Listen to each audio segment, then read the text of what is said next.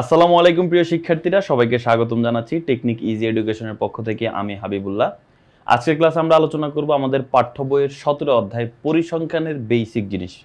আর এটা আমাদের easy math বই থেকে। আমাদের ইজি ম্যাথ বই যারা সংগ্রহ করেছো তারা অলরেডি এই যে লেখাগুলো দেখতে পাচ্ছ তোমাদের বইয়ের মধ্যে, বেসিক জিনিসগুলো। তারপরও লেখা দেখে হয়তো অনেকে বুঝো না, তো সেই ক্ষেত্রে আমি সবকিছুই বর্ণনা করে দেবো এখানে। আর যারা এখনো বইটি সংগ্রহ করনি, এমনিতে ভিডিওটা দেখতে পাচ্ছ ইউটিউবে বা কোথাও, তাদের ক্ষেত্রে আমি বলবো যে একটু দ্রুত বইটা সংগ্রহ করে ফেলো, তোমার জন্যই কিন্তু এটা ভালো হবে। এখানে প্রত্যেকটা বেসিক পাঠ্য বইয়ের প্রশ্ন, কাজ, উদাহরণ, বোর্ড প্রশ্ন সহ, সাজেশন সহ, এমসিকিউ সহ যা যা প্রয়োজন সবকিছু এই বইতে আছে। পাশাপাশি সব কিছুরই কিন্তু এই ক্লাস লেকচারগুলো কিন্তু তোমরা পেয়ে যাবে জাস্ট এরকম একটা কিউআর কোড স্ক্যান করেই। এখানে যে কিউআর কোডগুলো দেখতে পাচ্ছ এগুলো জাস্ট ডামি কিউআর কোড, এগুলো কিন্তু আসলে রিয়েল কিউআর কোড না। তুমি চাইলে এখন যে আমি এখান থেকে স্ক্যান করে ফেলবো এরকম কিছু হবে না, কারণ আমি ভিডিওটা তৈরি করতেছি এখন। তো আমি ভিডিওটা এখন তৈরি করতেছি মানে এখনো কিউআর কোড জেনারেট হয় না, পরবর্তীতে এটা আপডেট করে দেওয়া হবে। যাদের বই আছে, বই সংগ্রহ করছো, ওইটাই রিয়েল কিউআর কোড। তো চলো আমরা আলোচনা শুরু করি। তার আগে আমরা একটু বলে নিই, পরিসংখ্যান খুবই গুরুত্বপূর্ণ একটি অধ্যায় এবং খুবই সহজ একটি অধ্যায়। তবে সহজ তখনই যখন তুমি এটা পারবে, তাহলে সহজ। আসলে তুমি যে অধ্যায় ভালো পারো সেটাই তোমার কাছে সহজ মনে হবে, এটাই স্বাভাবিক। তো পরিসংখ্যানেও তুমি যদি ভালোভাবে এটা শিখো, ভালোভাবে যদি এটা জানো, তাহলে এটা সহজ। আর গুরুত্বপূর্ণ কেন? কারণ এটা থেকে সৃজনশীল প্রশ্ন আসেই। অর্থাৎ এই পরিসংখ্যান নিয়েই একটা বিভাগ, ঘ বিভাগ, এই ঘ বিভাগে 2টা সৃজনশীল আসে। তো সেই ক্ষেত্রে তুমি যদি পরিসংখ্যানে ভালোভাবে প্রিপারেশন নিতে পারো, তোমার কিন্তু অনেক বড় একটা প্রিপারেশন হয়ে যাবে। তো সবসময় আমি সবাইকে বলি যে খুব প্রেশার দিই তাদেরকে, যে হচ্ছে বেসিক জিনিসটা খুব ভালো করে শেখার চেষ্টা করবা। কারণ বেসিক তোমার যত স্ট্রং, তোমার ম্যাথ করতে গিয়ে তুমি তত সহজে ম্যাথ করতে পারবা, সৃজনশীল প্রশ্ন করতে গিয়ে তত সহজে সৃজনশীল সমাধান করতে পারবা, এবং এমসিকিউ তুমি খুব ফাস্টভাবে অ্যান্সার করতে পারবা। তাই তোমাদের সবাইকে বলবো যে তোমরা অবশ্যই যে কোনো অধ্যায়ের যে কোনো বিষয়ের বেসিক জিনিসটা আগে ভালোভাবে কভার করে নিবা। এখন আমি যেটা আলোচনা করব সেটা হচ্ছে 17 অধ্যায়ের বেসিক জিনিসপত্র।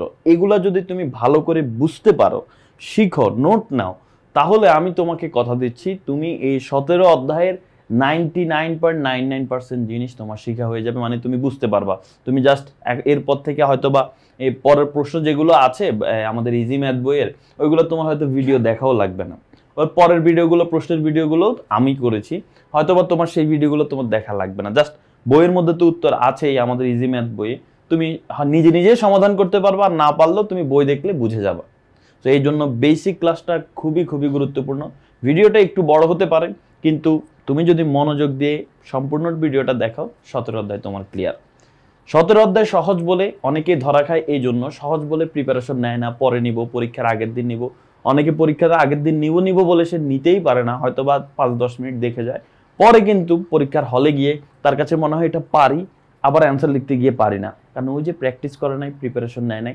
এই জন্য সহজ বলে কখনো কোনো কিছু অবহেলা করতে নাই, পরে ওইটার জন্যই আফসোস সবচেয়ে বেশি হবে। কারণ পরিসংখ্যান যেহেতু সহজ, পরীক্ষার হলে যদি তুমি পরিসংখ্যানের উত্তর না দিতে পারো, তারপরে পরীক্ষার হল থেকে বের হওয়ার পর তুমি যত ভালো পরীক্ষাই দাও না কেন, তোমার একটা আফসোস থেকে থাকবে, ইস, পরিসংখ্যানের অ্যান্সারটা দিতে পারলাম না। তো যাই হোক, আমরা কথা না বাড়াই, আমরা চলে আসি পরিসংখ্যানে। প্রথমে আমরা আসি যে এই পরিসংখ্যান, এই কথাটার মিনটা আসলে কি, পরিসংখ্যান জিনিসটা আসলে কি। দেখো, পরিসংখ্যান বলতে কোনো ঘটনা বা বিষয়ের সংখ্যাত্মক বর্ণনা বোঝায়। সংখ্যাত্মক বর্ণনাটা আসলে কি? সংখ্যাত্মক বর্ণনাটা যদি আমরা বুঝতে চাই, মনে করো সংখ্যা দিয়ে সেটাকে প্রকাশ করা হচ্ছে। মনে করো যেমন হতে পারে কোনো ঘটনা বা বিষয়ের সংখ্যাসূচক তথ্য। যেমন আমি যদি বলি বাংলাদেশের এখন জনসংখ্যার হিসাব যদি আমরা করি, যে হ্যাঁ এখানে হচ্ছে এতজন পুরুষ আছে, এতজন মহিলা আছে, এতজন শিশু আছে, এতজন বৃদ্ধ আছে, এতজন মারা গেছে, এতজন এই কয়েক বছরের মধ্যে জন্মগ্রহণ করছে। এই যে কতজন, 1 লক্ষ জন, 2 লক্ষ জন, 5 লক্ষ, 10 লক্ষ, আমি সংখ্যায় প্রকাশ করতেছি। তো এটাই হচ্ছে আসলে আমাদের পরিসংখ্যান। তাছাড়া আরো আছে, দেখো এই তথ্যগুলো আমরা উপস্থাপন করব, বিশ্লেষণ করব, তারপরে বিভিন্ন ব্যাখ্যা করব এই সংখ্যাগুলো দিয়ে। যেমন নবম শ্রেণীর ছাত্রদের গড় উচ্চতা 5 ফিট। এখন তোমার নবম শ্রেণীর যতজন ছাত্রছাত্রী ছিল, সবার আমি উচ্চতা নিয়েছি, সংখ্যায় নিয়েছি। কারো উচ্চতা 4 ফিট, কারো উচ্চতা 4.5 ফিট, কারো উচ্চতা 5 ফিট, কারো উচ্চতা 5.5 ফিট, 6 ফিট, এরকম সবার উচ্চতা নিলাম আমি। এটা কিন্তু সংখ্যাগুলো নিলাম, নিয়ে আমি এই সংখ্যাগুলোর গড় নির্ণয় করলাম, দেখলাম 5 আসে। তার মানে নবম শ্রেণীর শিক্ষার্থীদের গড় উচ্চতা হচ্ছে 5 ফিট। আবার আমি এটা বের করতে পারি, হ্যাঁ 5 ফিটের কম এতজন আছে, 5 ফিটের বেশি এতজন আছে, আমি কিন্তু বের করতে পারতেছি। এই সংখ্যাকে বিশ্লেষণ করে আমি উপস্থাপন করতে পারছি। তো এটাই হচ্ছে আসলে পরিসংখ্যান। এরপরে আসো উপাত্ত। গুণবাচক নয় এরূপ সংখ্যাসূচক তথ্যাবলীকে পরিসংখ্যানের উপাত্ত বলে। গুণবাচক নয়, যেমন আমি বললাম যে হ্যাঁ ওই লোকটা ভালো, ওই লোকটা খারাপ, ওই লোকটা এই যে ভালো খারাপ এই জিনিসটা দিয়ে আসলে মানে আমরা কিছু করতে পারবো না, কারণ এগুলো হচ্ছে গুণবাচক শব্দ। আমরা গুণবাচক জিনিস দিয়ে কিছু করতে পারবো না, আমাদের সংখ্যাবাচক অর্থাৎ আমাদের সংখ্যা লাগবে। মেইন কথা হচ্ছে এটা, সংখ্যা দিয়েই আমরা হিসাব নিকাশ করবো। তো উপাত্তটা এরকমই যে গুণবাচক নয় সংখ্যাসূচক তথ্যাবলীকে পরিসংখ্যানের উপাত্ত বলে। আমরা এই পরিসংখ্যানের কাজগুলো করতে গেলে আমাদের সংখ্যা লাগবে। তো তাই জন্য এই উপাত্তগুলোকে পরিসংখ্যানের কাঁচামাল বলা হয়, অর্থাৎ এগুলো ছাড়া পরিসংখ্যানের তুমি হচ্ছে কিছুই করতে পারবা না। বুঝতে পারছো? তো দেখো, অনুসন্ধানাধীন উপাত্ত পরিসংখ্যানের কাঁচামাল, তার মানে এই উপাত্তগুলো দিয়েই আমরা পরিসংখ্যানের কাজগুলো করে থাকি। তাই এই পরিসংখ্যানের কাঁচামাল বলা হয় এই আমাদের উপাত্তগুলোকে, অনুসন্ধানাধীন উপাত্ত। যেমন 6 জন মানুষের বয়স দেওয়া আছে 25, 32, 20, 21, 26, 40। এটা অনেকগুলো উপাত্ত। এই উপাত্তগুলো দিয়ে এখন আমি বের করতে পারবো কতজন 25 বছরের বেশি, কতজন 25 বছরের কম, কতজন 30 বছরের বেশি, গড় বয়স কত, এগুলো কিন্তু আমি বের করতে পারবো। যেগুলো বের করতে হলে আমাকে কিন্তু এই উপাত্তগুলো আমার প্রয়োজন পড়বে। আচ্ছা, এরপরে আসো বিন্যস্ত উপাত্ত। এখন প্রশ্ন হচ্ছে বিন্যস্ত উপাত্ত কি? আমরা অনেক সময় পরিসংখ্যানে দেখব বিভিন্ন প্রশ্নে বিন্যস্ত, অবিন্যস্ত। তো বিন্যস্ত নাম শুনেই বোঝা যাচ্ছে যে সাজানো গোছানো কিছু একটা হতে পারে। হ্যাঁ, সাজানো গোছানো। যেমন এখানে একটু আগে যে আমি উপাত্তের মধ্যে দেখাইলাম যে এখানে 6 জন মানুষের বয়স দেওয়া আছে, কারো বয়স 25, 32, 20। এখানে দেখো বড় প্রথমে 25 থেকে বড় 32, আবার 32 থেকে ছোট 20, মানে বড় ছোট আকারে দেওয়া আছে, অবিন্যস্ত ভাবে দেওয়া আছে। আর বিন্যস্ত মানে হয় ছোট থেকে বড় আকারে সাজানো থাকবে, না হয় বড় থেকে ছোট আকারে সাজানো থাকবে। তো দেখো বিন্যস্ত উপাত্ত, এই যে ছোট থেকে বড় আকার আমরা এখানে সাজাই লিখলাম, ওই যে দেখো 20, 21, তারপর হচ্ছে 25, 26, 32, 40, এটা কিন্তু ছোট থেকে বড় আকারে সাজানো আছে। এই জন্য এদেরকে বিন্যস্ত উপাত্ত বলবো। আর অবিন্যস্ত উপাত্ত কি? অবিন্যস্ত উপাত্ত তার উল্টাটা হবে যে তোমার যেগুলো হচ্ছে একটু আগে বললাম যে সাজানো থাকবে না। তো দেখো সাজানো থাকবে না মানে হয় 25, 20, 32, 21, এগুলো সাজানো নাই, বড় থেকে ছোট আকারেও নাই, ছোট থেকে বড় আকারেও নাই, তাই এগুলো হচ্ছে অবিন্যস্ত উপাত্ত। আচ্ছা, এরপর আরেকটা আছে, এটা সবচেয়ে বেশি দেখবা, যে শ্রেণী বিন্যস্ত উপাত্ত। শ্রেণী মানে একটা শ্রেণী বলতে তুমি একটা সেকশন বুঝতে পারো। যেমন স্কুলের মধ্যে আমরা এক একটা শ্রেণী বলতে কি বুঝি, নর্মালি যদি আমরা দেখি যে এক একটা শ্রেণী মানে এক একটা ক্লাস, এক একটা রুম। দশম শ্রেণী মানে স্কুলে এখন 100 জন শিক্ষার্থী আছে, এখন 100 জন শিক্ষার্থীর মধ্যে দশম শ্রেণীতে আছে হয়তো 20 জন, নবম শ্রেণীতে আছে 10 জন, অষ্টম শ্রেণীতে আছে 30 জন। এভাবে তুমি ভাগ ভাগ ভাগ ভাগ করে তুমি দেখতে পারো। তো প্রত্যেক ভাগে শ্রেণী বলতে এক একটা রুম বা এক একটা সেকশন, এক একটা আলাদা জিনিস বোঝায়। তো এখানেও মনে করো আমি বললাম যে আমার অফিসের বা আমার ক্লাসের বা আমার টিচারদের আমি বয়স নিলাম, যেখানে যাদের বয়স 20 থেকে শুরু হচ্ছে 50 পর্যন্ত আছে, মানে যতজন টিচার আছে তাদের মধ্যে সবচেয়ে কম বয়সী হচ্ছে 20 বছর, আর সবচেয়ে বেশি যে তার বয়স হচ্ছে 50 বছর, মানে 20 থেকে 50 বছর পর্যন্ত টিচাররা আছে। এখন আমি এখানে ভাগ করব কি, আমি 20 থেকে 30-এর মধ্যে কয়জন টিচার আছে তাদেরকে দেখব, 30 থেকে 40-এর মধ্যে কয়জন শিক্ষক আছে তাদেরকে দেখব কয়জন আছে, তারপর 40 থেকে 50 তিনটা শ্রেণীতে আমি ভাগ করে ফেললাম। তো 20 থেকে 30 আমি পাইলাম 10 জন, 30 থেকে 40-এ পাইলাম আমি 7 জন, 40 থেকে 50-এ পাইলাম আমি 5 জন।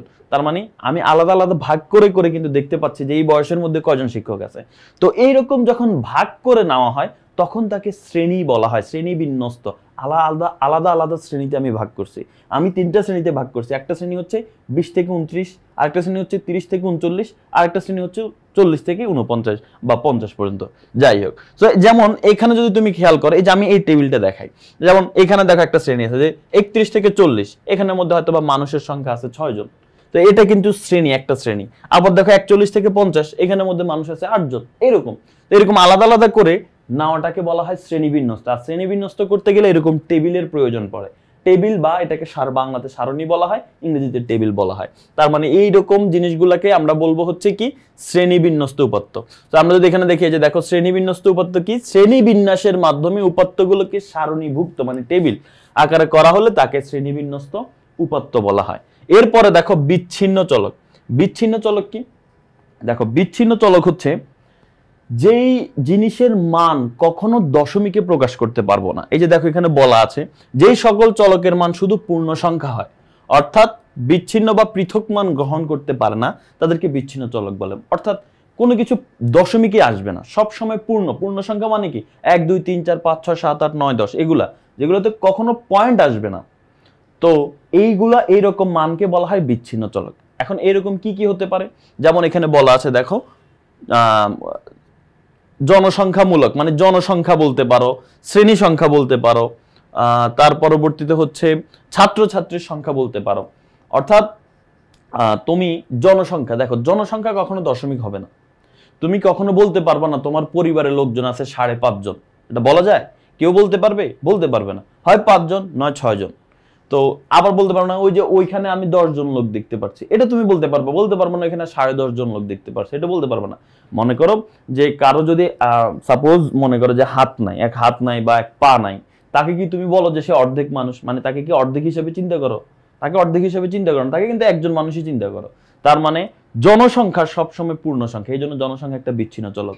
একটা পাখির সংখ্যা বিচ্ছিন্ন চলক, ঠিক আছে? স্টুডেন্টের ছাত্রছাত্রীর সংখ্যা বিচ্ছিন্ন চলক। তো এগুলো হচ্ছে বিচ্ছিন্ন চলক। পরীক্ষায় এমসিকিউতে আসে বিচ্ছিন্ন চলক নিচের কোনটি, তো তখন জনসংখ্যা বা যেটা থাকে, যেটা পূর্ণ সংখ্যা ছাড়া অন্য দশমিক দিয়ে কখনো প্রকাশ করা যায় না, সেটা হচ্ছে বিচ্ছিন্ন চলক। এবার আসো অবিচ্ছিন্ন চলক। অবিচ্ছিন্ন চলক কি? যে সকল চলকের মান যে কোনো বাস্তব সংখ্যা হতে পারে। যে সকল চলকের মান যে কোনো বাস্তব সংখ্যা। বাস্তব সংখ্যা মানে কি? পূর্ণ সংখ্যাও হতে পারে, দশমিকও হতে পারে, এগুলা হচ্ছে বাস্তব সংখ্যা। তো বাস্তব অর্থাৎ আমরা জানি যখন কখনোই দশমিক হবে না, তখন সেই সব জিনিসকে বলবো আমরা বিচ্ছিন্ন চলক। যখন আমরা দেখবো যে না দশমিক হতে পারে, দশমিক হওয়ার চান্স আছে, তাহলে সেটা আর বিচ্ছিন্ন চলক থাকবে না, সেটা অবিচ্ছিন্ন চলক। বয়স, মানুষের বয়স কিন্তু বলতে পারে, মনে করো তার বয়স 25 বছর 5 মাস, তার মানে কি, বা 6 মাস, তার মানে তার বয়স হচ্ছে 25.5 বছর। কারো উচ্চতা হচ্ছে 5 ফিট 8 ইঞ্চি, তার মানে তাকে আমরা বলবো তার উচ্চতা 5.8 ফিট। পয়েন্ট চলে আসি কিন্তু।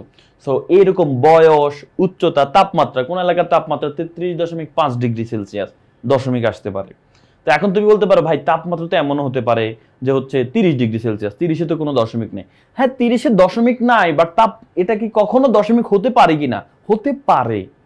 যদি এমন দেখো যে ঠিক আছে দশমিক নেই, বাট এই জিনিসটা দশমিক হইলেও হইতে পারে, তো দশমিক হওয়ার চান্স আছে যাদের, তারা কিন্তু অবিচ্ছিন্ন চলক। বয়স, এখন বলতে পারো ভাই আমার বয়স মাত্র 40 বছর, আমার বয়স মাত্র 50 বছর, তো 50 তো ভাই কোনো দশমিক নেই। ভাই তোমার বয়স 50 বছর ঠিক আছে, 6 মাস আগে তোমার বয়স কত ছিল? 49.5 বছর, তো তখন তো দশমিক ছিল। তার মানে দশমিক হওয়ার চান্স আছে, দশমিক হতে পারে, তাহলে সেগুলো হচ্ছে অবিচ্ছিন্ন চলক। তাহলে বিচ্ছিন্ন চলক আর অবিচ্ছিন্ন চলক আশা করি বুঝতে পেরেছো। এবার আসো গণসংখ্যা। গণসংখ্যা জিনিসটা আসলে কি? যেমন আমি এই যদিও টেবিলটা এরকম না, আমি মনে করতেছি যে আমাদের আমরা এক জায়গায় কয়েকজন লোক আছি যাদের বয়স 31 থেকে 60-এর মধ্যে। সবার বয়স, ওখানে যতজন লোক ছিল তাদের সবার বয়স 31 বছর থেকে 60-এর মধ্যে।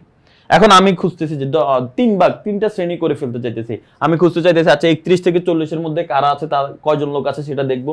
তাদেরকে হয়তো আমরা কাজ একটু বেশি দিব, কারণ তাদের শরীরে এখন শক্তি বেশি আছে। 41 থেকে 50 যারা আছে তাদেরকে কাজ একটু মডারেট লেভেলের কাজ দিব, তারা বেশি কাজ করতে পারবে না। তারপরে 51 থেকে 60-এর মধ্যে কয়জন লোক আছে, আমরা ওই সংখ্যক লোকদের হচ্ছে কম কাজ দিব বা দিব না, এরকম। তো আমরা প্রথমে 31 থেকে 40 পর্যন্ত লোক দেখতেছি, তো আমি গুনে দেখতেছি, ও আচ্ছা 31 থেকে লোকের মধ্যে 1 জন 2 জন 3 জন 4 জন, তুমি একজন 5 জন। আর তুমি বলবো ভাই আমার বয়স 31 থেকে 40 না, আমি আরো ছোট। আচ্ছা যাই হোক, ধরে নাও না, আরে ধরে নাও কি হয়েছে, 31 থেকে 40-এর মধ্যে আমি 5 জন গুনলাম।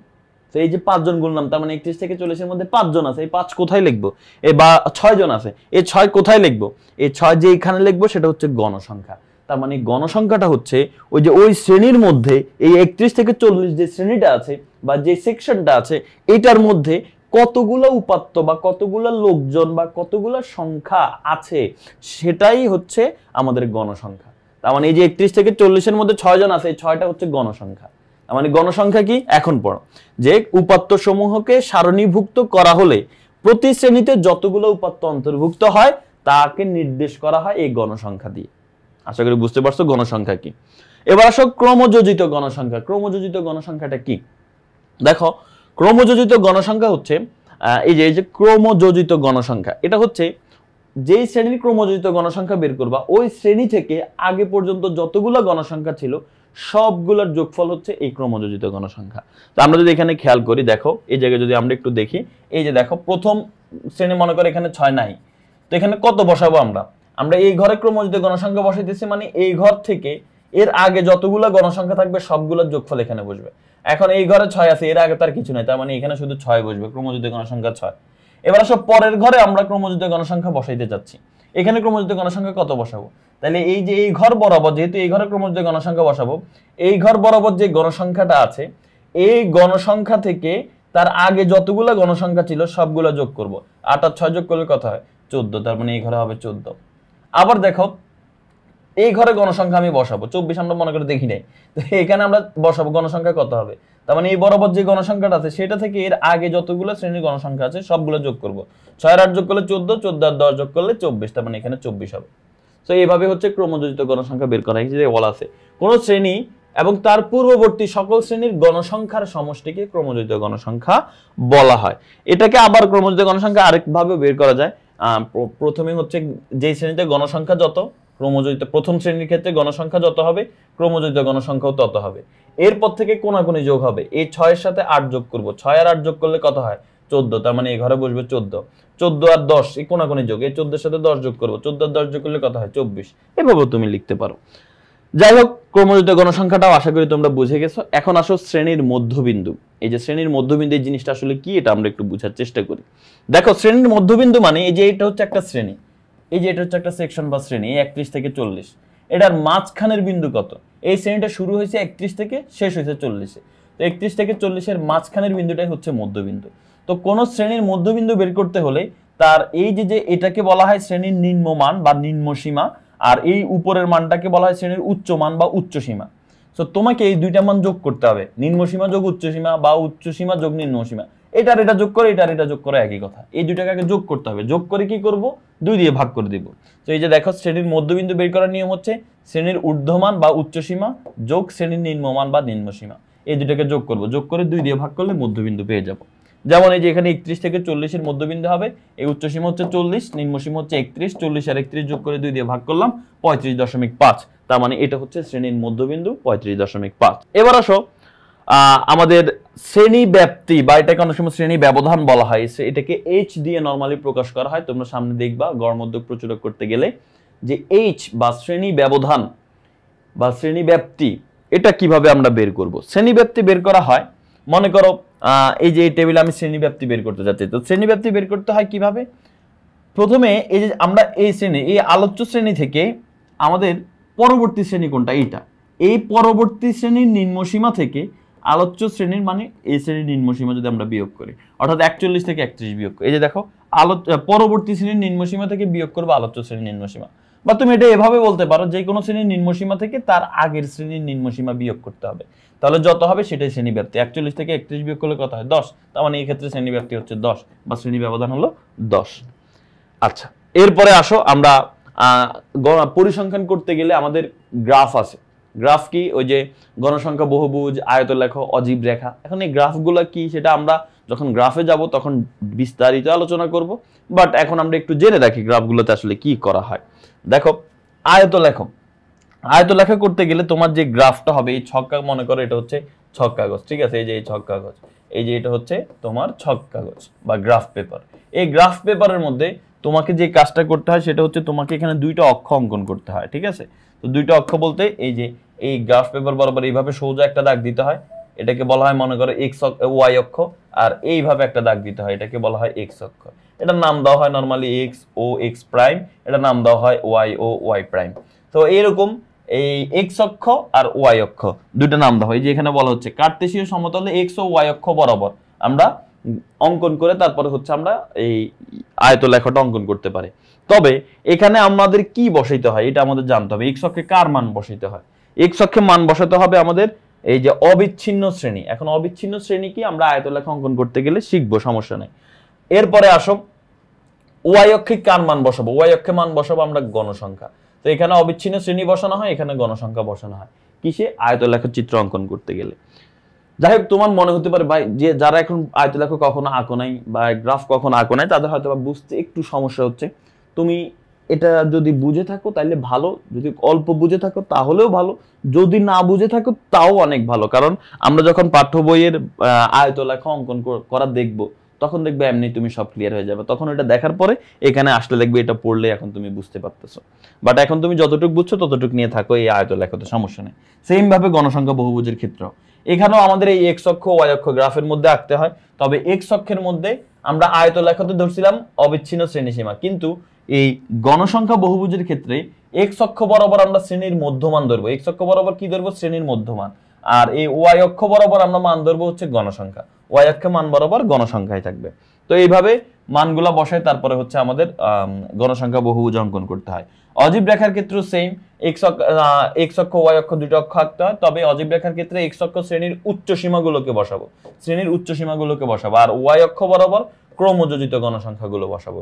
তাহলেই কিন্তু অজীব রেখাটা অঙ্কন করা হয়ে যাবে। আচ্ছা, তাহলে এগুলো শেষ হলো। এখন আসো কেন্দ্রীয় প্রবণতা। এই কেন্দ্রীয় প্রবণতাটা কি সেটা হচ্ছে আমরা একটু বুঝার চেষ্টা করি। দেখো, কেন্দ্রীয় প্রবণতা এই জিনিসটা কি? কেন্দ্রীয় মানে আমরা বুঝি, কেন্দ্রীয় মানে হচ্ছে নর্মালি আমরা বুঝি যে মাঝামাঝি একটা জিনিস বা হচ্ছে মেইন একটা জিনিস, এটা হচ্ছে কেন্দ্রীয়। এখন কেন্দ্রীয় প্রবণতা, প্রবণতাটা জিনিসটা আসলে কি? কেন্দ্রীয় প্রবণতা জিনিসটা আসলে কি? দেখো, তুমি যদি একটা ক্লাসে গেলা, মনে করে ক্লাসে গিয়ে ওইখানে সবার বয়স, তুমি হচ্ছে মনে করো দশম শ্রেণীর একটা ক্লাসে গেলা, তুমি গিয়ে ওইখানে যতজন ছাত্রছাত্রী আছে তাদের বয়স জিজ্ঞেস করলা। বয়স জিজ্ঞেস করার পরে তুমি মনে করো কারো বয়স পাইলা সাপোজ 14 বছর, তারপর আরেকজনের বয়স পাইলা আবারও 14 বছর, আরেকজনের বয়স পাইলা মনে করো যে তার বয়স, সে বলতেছে তার বয়স 18 বছর, হতেই পারে। তারপরে কারো বয়স দেখলা যে 16 বছর, 16 বছর, 15 বছর, তারপরে আবার 16 বছর, 16, 15, 15, তারপরে আবার আরেকজন পাইলা 14, আবার আরেকজন পাইলা 17, আবার দেখলে সব 16, 16, 15 এরকম দেখতে পাচ্ছ তুমি। তো পরে তুমি দেখবা যে বেশিরভাগ ছাত্রছাত্রীর বয়সই 15 আর 16। কিছু ছাত্রছাত্রী আছে যাদের বয়স হয়তো বা 14, কিছু ছাত্রছাত্রী আছে যাদের বয়স হয়তো বা 17, 18। কিন্তু 90% ক্ষেত্রেই তুমি দেখবা যে বেশিরভাগের বয়স কিন্তু হচ্ছে তোমার এই যে কত 16 আর 17-এর মধ্যে আছে, 15 আর 16-এর মধ্যে আছে। তো এটাই আর কি কথা। এখন এই যে মাঝামাঝি একটা মানের দিকে, এখানে সবচেয়ে কম বয়স কত? 14, আর সবচেয়ে বয়স বেশি কত? 17। কিন্তু আরো আছে মাঝখানে কত? 15 আর 16। দেখবা বেশিরভাগ স্টুডেন্টদের বয়স এই যে মাঝামাঝি কোনো একটা মানের মধ্যে চলে আসে, 15.5 বা 15, 16 এর মধ্যে চলে আসে। এই কমের দিকেও থাকে না, বেশিতে খুব বেশি থাকে না, কিন্তু সবচেয়ে বেশি থাকে এই মাঝামাঝি কোনো একটা মান। এই যে মাঝামাঝি মানের দিকে সবার বয়সটা ঝুঁকে পড়তেছে, এটাকেই বলতেছে কেন্দ্রীয় প্রবণতা। তো তুমি যখন এদের গড় নির্ণয় করবে, এই যে মনে করো এদের গড় নির্ণয় করবা, তুমি ওই ক্লাসে মনে করো 100 জন শিক্ষার্থীর বয়স নিলা, নেওয়ার পর যখন গড় নির্ণয় করবা দেখবে এই 15 আর 16-এর মধ্যে কিছু একটা হবে, 15.5 হবে, না 16.5 বা 16 বা 15 এরকম কিছু একটা হবে। বুঝতে পারছো? গড় নির্ণয় করলে কিন্তু এটাই হবে। আবার মধ্যক নির্ণয় করলেও দেখবা এই মাঝামাঝি একটা মান হচ্ছে। প্রচুরক নির্ণয় করতে গেলেও দেখবা এই মাঝামাঝি কোনো একটা মানই হচ্ছে, 15 আর 16-এর মধ্যে কিছু একটা হচ্ছে। তো তুমি গড় নির্ণয় করো, মধ্যক নির্ণয় করো, প্রচুরক নির্ণয় করো, দেখবে মাঝামাঝি কোনো মান হচ্ছে। সেই মাঝামাঝি মানের দিকে যে ঝুঁকে পড়তেছে সব, এটাকেই বলা হচ্ছে কেন্দ্রীয় প্রবণতা। আর এই কেন্দ্রীয় প্রবণতা পরিমাপ করার 3টা পদ্ধতি আছে। একটা হচ্ছে পরিমাপের একক হচ্ছে 3টা, একটা হচ্ছে গড়, একটা হচ্ছে মধ্যক, আর একটা হচ্ছে প্রচুরক।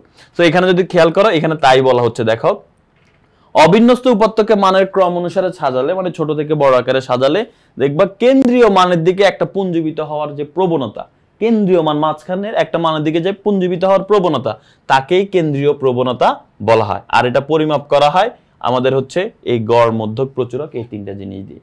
আশা করি বুঝতে পেরেছো কেন্দ্রীয় প্রবণতাটা আসলে কি। আচ্ছা, তো আমাদের মোটামুটি বেসিক কিছু আলোচনা শেষ। এখন মোটামুটি আমরা বেসিক কিছু ম্যাথ আলোচনা করব। এই ম্যাথগুলো বুঝতে পারলে কিন্তু পরীক্ষার প্রশ্নগুলো কিন্তু তুমি সমাধান করতে পারবে। তো তোমার পরীক্ষায় আমরা জানি যেখানে মেইন 3টা জিনিস আছে গ্রাফ ছাড়া, গড়, মধ্যক, প্রচুরক। তো এই গড়, মধ্যক, প্রচুরক নির্ণয়ের কয়েকটা নিয়ম আছে। প্রথম যে আমরা যেটা দেখব, ক নাম্বার, এমসিকিউ, শর্ট প্রশ্ন এগুলোতে আসে যেটা বেশি, সেটা হচ্ছে যখন অনেকগুলো সংখ্যা তোমাকে দেওয়া থাকবে, অর্থাৎ তোমাকে অনেকগুলো সংখ্যা দিয়ে দিবে, সেই সংখ্যাগুলো থেকে তোমাকে কেমন সংখ্যা 5-4টা সংখ্যা দিয়ে দিবে। টেবিল দিল না তোমাকে, কোনো টেবিল আকার সংখ্যা দিল না। এরকম মনে করে যেমন এখানে 8-10টা সংখ্যা দিয়ে দিল, 9টা সংখ্যা এখানে দিয়ে দিছে। এই 9টা সংখ্যা দিয়ে তোমাকে গড় নির্ণয় করতে বলতে পারে। 9টা সংখ্যা দিয়ে তোমাকে মধ্যক নির্ণয় করতে বলতে পারে, 7-8টা সংখ্যা দিয়ে তোমাকে প্রচুরক নির্ণয় করতে বলতে পারে। তো এরকম সংখ্যাকে আমরা কি বলি? অশ্রেণীকৃত। অশ্রেণীকৃত, অবিন্যস্ত, মানে হচ্ছে এটা কোনো শ্রেণী আকারে নাই, টেবিল আকারে নাই, আবার বিন্যস্তও থাকবে না যে ছোট থেকে বড়, বড় থেকে ছোট আকারে সাজানো থাকবে না। এইরকম সংখ্যা যখন আমরা দেখব, ওই রকম সংখ্যাগুলোর গড়, মধ্যক, প্রচুরক যদি আমরা নির্ণয় করতে যাই, তাহলে সেটা কিভাবে নির্ণয় করতে পারি সেটাই এখন আমরা দেখব। তো সর্বপ্রথম আমরা যদি দেখি যে অশ্রেণীকৃত উপাত্তের গড় কিভাবে নির্ণয় করা হয়। তো গড় নির্ণয় করতে গেলে তুমি এখানে খেয়াল করবা যে এখানে মোট সংখ্যা কয়টা আছে। মনে করো এই যে নিচের এই সংখ্যাটা, এইখানে যে সংখ্যাগুলো আছে তাদের গড় নির্ণয় করতে বলছে। তো গড় নির্ণয় করতে গেলে গড়ের সূত্রটা হবে সংখ্যাগুলির যোগফল ডিভাইডেড বাই মোট সংখ্যা। অর্থাৎ এখানে যে সংখ্যাগুলো থাকবে এই সবগুলোকে যোগ করে ফেলতে হবে, যোগ করে ভাগ করতে হবে কি দিয়ে? মোট সংখ্যা দিয়ে। তো এখানে সংখ্যা আছে কি কি দেখো, 15, 20, 10, 25, 30, 35, 27, 17, 23, এই সবগুলো সংখ্যাকে আমি এখানে যোগ করে ফেললাম। যোগ করে ভাগ করব কি দিয়ে? মোট সংখ্যা দিয়ে। যদি এখানে খেয়াল করো এখানে সংখ্যা আছে কয়টা? 1, 2, 3, 4, 5, 6, 7, 8, 9, 9টা সংখ্যা আছে, তার মানে 9 দিয়ে ভাগ করব। তাহলে এই সবগুলো যোগ করলে 202, 202 কে যদি 9 দিয়ে ভাগ করি তাহলে 22.44। এটাই হচ্ছে গড়। তার মানে গড় নির্ণয় করতে গেলে এরকম অশ্রেণীকৃত উপাত্ত যদি থাকে, গড় নির্ণয় করতে গেলে আমাদের গড় সূত্র হচ্ছে সংখ্যাগুলির যোগফল ডিভাইডেড বাই মোট সংখ্যা। অর্থাৎ প্রথমে সংখ্যাগুলোর যোগফল আমরা উপরে লিখবো আর ভাগ করবো এখানে কয়টা সংখ্যা আছে সেই সংখ্যা দিয়ে আমরা ভাগ করে ফেলবো, তাহলে আমাদের গড়টা নির্ণয় হয়ে যাবে। তাহলে গড় কিন্তু নির্ণয় হয়ে গেল। এখন আমরা আমাদের পরবর্তী গড়ের পরে আমরা আলোচনা করব যে মধ্যক। মধ্যক কিভাবে আমরা নির্ণয় করতে পারি সেটা একটু দেখি। তো মধ্যক নির্ণয় করতে গেলে এখানে নিয়ম আছে, আমরা নিয়মটা একটু পরে দেখছি। হ্যাঁ, আমরা নিয়ম না দেখে আগে ম্যাথে চলে যাই, ম্যাথে গেলে দেখবেন নিয়ম আমাদের শিখা হয়ে যাবে। মনে করে এই যে এখানেও এরকম অশ্রেণীকৃত কয়েকটা উপাত্ত দেওয়া আছে, 9, 7, 2, 5, 6, 3, এদের মধ্যক নির্ণয় করতে বলতেছে। তো মধ্যক নির্ণয় করতে গেলে তোমাকে সংখ্যাগুলোকে সাজিয়ে লিখতে হবে, অর্থাৎ অবিন্যস্ত থাকলে তোমাকে এটাকে বিন্যস্ত করে নিতে হবে, অর্থাৎ হয় ছোট থেকে বড়, না হয় বড় থেকে ছোট আকারে সাজিয়ে নিতে হবে। তো আমরা এই সংখ্যাগুলোকে প্রথমে দেখো মানের ক্রম অনুসারে সাজাবো। মানের ক্রম অনুসারে সাজাবো মানে বড় থেকে ছোট বা ছোট থেকে বড় আকারে সাজাবো। তো এটাকে আমরা ছোট থেকে, নরমালি সবাই ছোট থেকে বড় আকারে সাজায়, তো ছোট থেকে বড় আকারে আমরা এটাকে সাজিয়ে লিখলাম 2, 3, 5, 6, 7।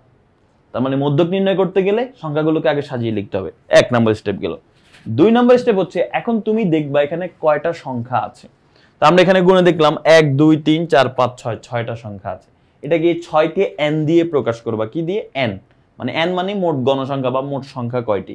তো মোট সংখ্যাকে n দিয়ে প্রকাশ করতেছি, n এর মান হচ্ছে 6। সো n এর মান হচ্ছে 6। এখন তোমাকে জানতে হবে এটা কি জোড় না বিজোড়। কেন এটা জানতে হবে? কারণ জোড় হলে মধ্যকের একটা সূত্র হয়, বিজোড় হলে আরেকটা সূত্র হয়। তো যখন আমি গুণে দেখলাম 6, 6 একটি জোড় সংখ্যা, তার মানে এখন মধ্যকের সূত্রটা আমরা লিখবো। তো মধ্যকের সূত্রটা কি?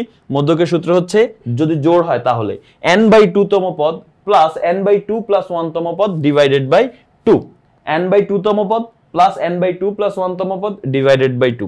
সো এটাকে আমরা এখন n এর মান 6 বসাই দিব, এই প্রত্যেক জায়গায় n এর মান 6 বসাই দিলাম। সো 6 কে 2 দিয়ে ভাগ করলে কত হয়? 3। 6 কে 2 দিয়ে ভাগ করলে 3, 3 এর সাথে 1 যোগ করলে কত হয়? 4। তার মানে 3 তম পদ যোগ 4 তম পদ ডিভাইডেড বাই 2।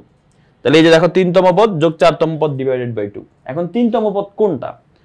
এই যে এখানে যেখানে আছে এই যে 1, 2, 3, এটা 3 তম পদ, নাকি এখানে যে 1, 2, 3 এটা 3 তম পদ? এইটা 3 তম পদ। কেন? কারণ হচ্ছে তুমি যেটাকে সাজিয়ে লিখছো সেটার মান আমরা নিব। তো যেটাকে সাজিয়ে লিখছো সেটার 3 নম্বর পদই হচ্ছে 3 তম পদ। তাহলে এখানে 3 নম্বর পদ হচ্ছে 5, তার মানে 3 তম পদের মান বসাবো আমরা 5, আর 4 তম পদের মান বসাবো আমরা 6। এই যে 4 তম পদ, এটার মান বসাবো 6। এবার 5 আর 6 যোগ করলে 11, 11কে 2 দিয়ে ভাগ করলে 5.5। তার মানে আমরা বলতে পারি যে আমাদের এটার মধ্যক হচ্ছে 5.5। এখন তো বলতে পারো ভাই জোড়েরটা তো দেখালেন, এবার বিজোড়েরটা দেখান। তো এখন যদি আমরা বিজোড়েরটা দেখতে যাই, এই যে দেখো এখানে সংখ্যাগুলো আছে, প্রথম কাজ হচ্ছে সাজিয়ে লিখতে হবে। লিখলাম, লিখার পর আমি গুণে দেখলাম এখানে 7টা সংখ্যা আছে, তার মানে যেহেতু 7টা সংখ্যা আছে এখন মধ্যকের সূত্র হবে n+1/2 তম পদ।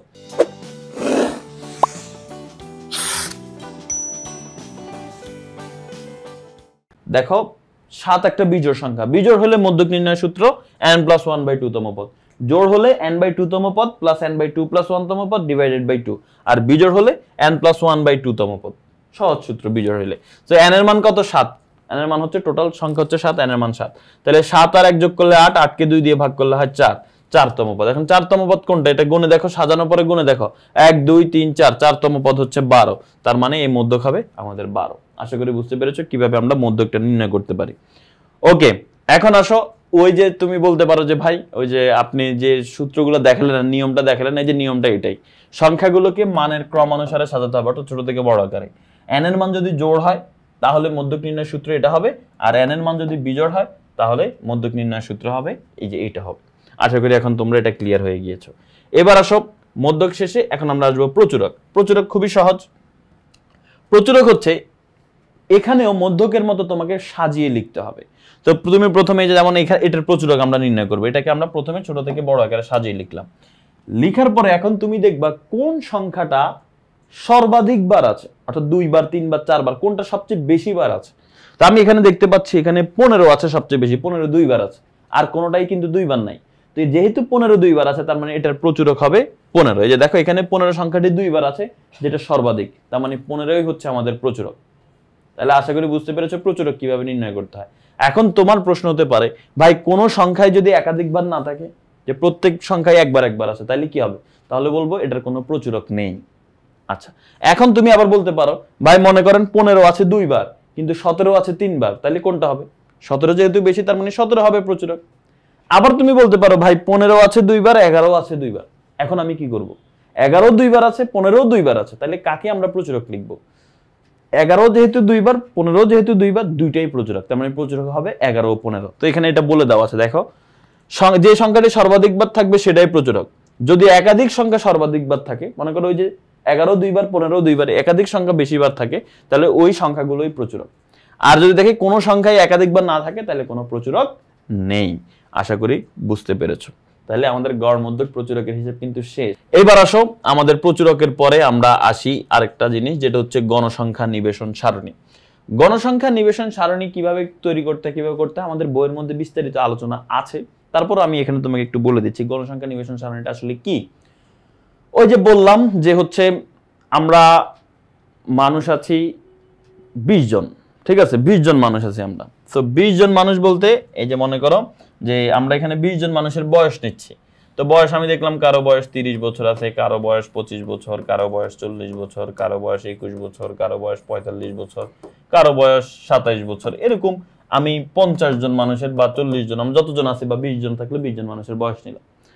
বাট এটা দেখে আমি কোনো কিছু হিসাব করতে পারতেছি না যে আমার এখানে 20 থেকে 30 এর মধ্যে বয়স কয়জনের আছে, 30 থেকে 40 এর মধ্যে বয়স কয়জনের আছে, এটা দেখে কিন্তু আমি হিসাব করতে খুব কষ্ট হয়ে যাবে।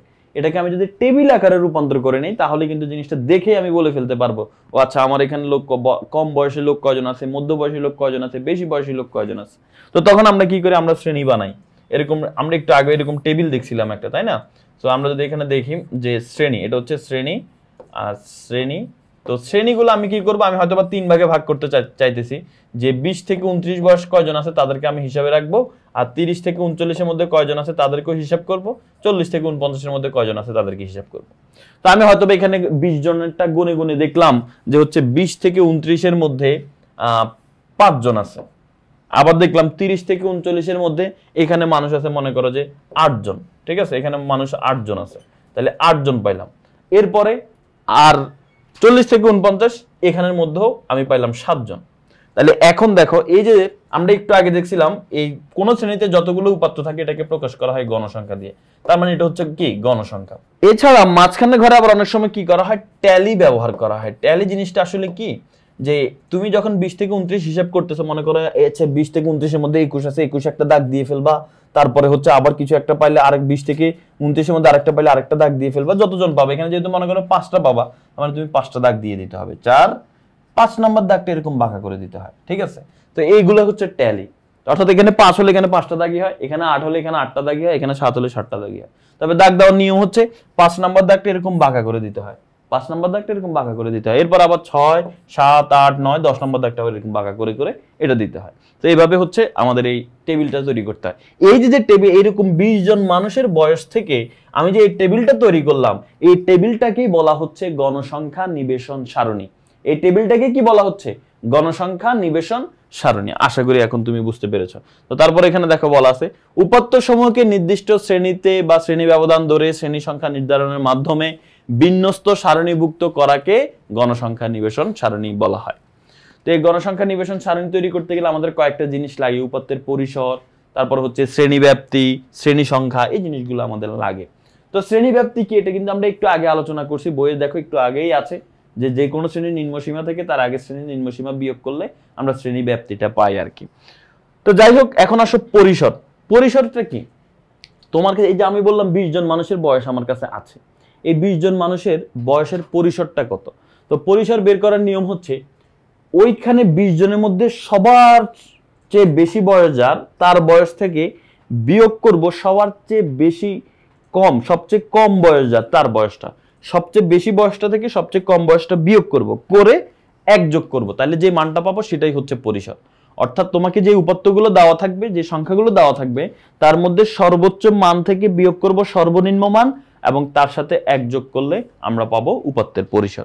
তো দেখো উপাত্তের পরিসরের সূত্র হচ্ছে সর্বোচ্চ মান বিয়োগ সর্বনিম্ন মান, তার সাথে 1 যোগ করব। তো যখন আমরা গণসংখ্যা নিবেশন সারণী তৈরি করব, তখন তোমরা দেখবা যে পরিসরটা কিন্তু আমাদের কাজে লাগবে। এই যে একটু পরেই করতেছি। এর পরবর্তীতে আবার দেখো শ্রেণী সংখ্যা, কয়টা শ্রেণী হবে, কয়টা শ্রেণী হবে। যেমন আমি এখানে কয়টা শ্রেণী করলাম, 3টে শ্রেণী করলাম। তো এই 3টা, তার মানে এখানে শ্রেণী সংখ্যা 3।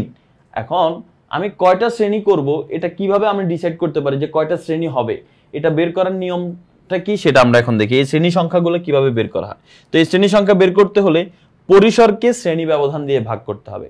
অর্থাৎ উপাত্তের পরিসর যেটা, যে পরিসরটা আমরা তো কিভাবে পাই একটু আগে বললাম, এই পরিসর থেকে এই শ্রেণী ব্যবধান দিয়ে যদি পরিসরকে শ্রেণী ব্যবধান দিয়ে ভাগ করি, ওই যে শ্রেণী ব্যাপ্তি যেটা আর কি, এটা দিয়ে যদি আমরা ভাগ করি তাহলে যেটা পাবো সেটাই হচ্ছে শ্রেণী সংখ্যা। আর একটু ক্লিয়ার হয়ে যাবো যখন আমি একটু পরে এক্সাম্পলটা দেখাবো। তাহলে তো এখানে কখনো কখনো দশমিক মান আসতে পারে, মনে করো মান আসলো 5.1, এই যে পরিসরকে শ্রেণী ব্যবধান দিয়ে ভাগ করলে 5.1 আসলো মনে করো। তো দশমিক যখন আসবে আমরা কিন্তু দশমিক সংখ্যা নিব না, এটা সবসময় একটা পূর্ণ সংখ্যা হবে। তো কখনো যদি দশমিক আসে তাহলে পরবর্তী পূর্ণ সংখ্যাটা তোমার নিতে হবে। মনে করো 5.1 আসছে, তুমি এটাকে 5.1ও লিখতে পারবে না, 5ও লিখতে পারবে না। 5.1 এর পরবর্তী পূর্ণ সংখ্যা কত, 6, তার মানে তোমাকে 6 ধরতে হবে, তার মানে তখন তোমার শ্রেণী সংখ্যা হচ্ছে 6। তো এইভাবে হচ্ছে শ্রেণী সংখ্যাটা নির্ণয় করা হয়।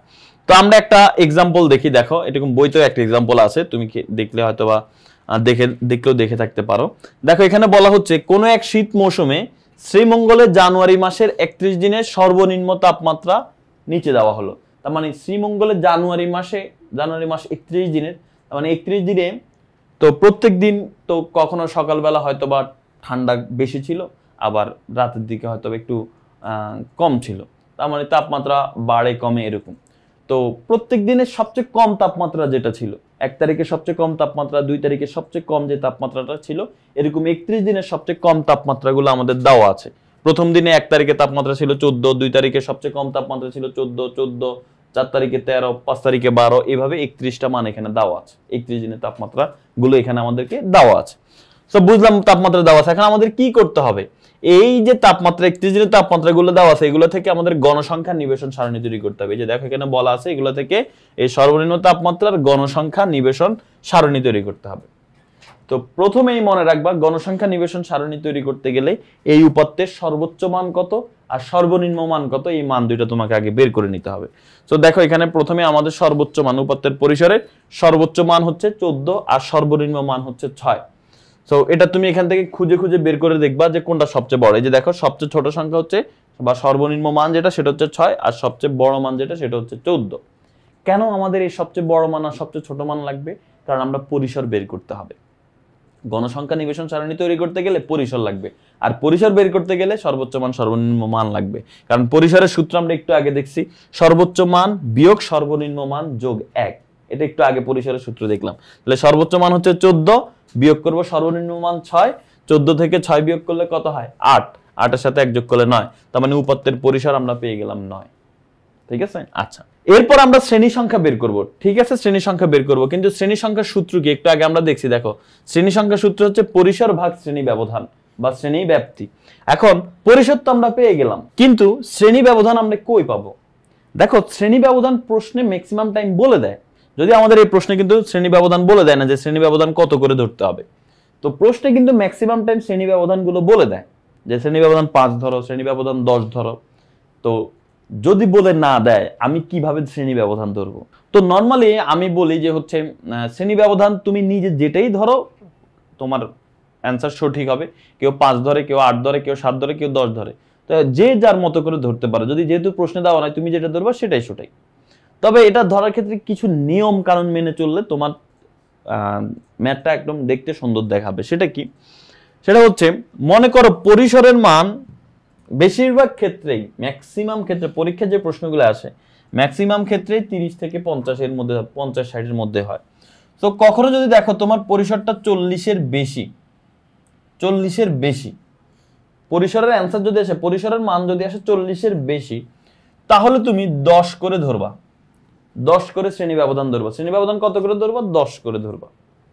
আবার যদি দেখো যে না 40 বা 40-এর কম হয়ে গেছে, মনে করো পরিসরের মান আসছে 35-30 এরকম মান আসছে, তখন তুমি 5 করে ধরবা। তখন তুমি কত করে ধরো? তুমি দরকার এটা নোট করে নিতে পারো। এটা কিন্তু এটাই নিয়ম এরকম না, এই নিয়মটা আমি মনে করি যে এই নিয়মটা ফলো করলে তোমার জন্য ভালো হবে আর কি।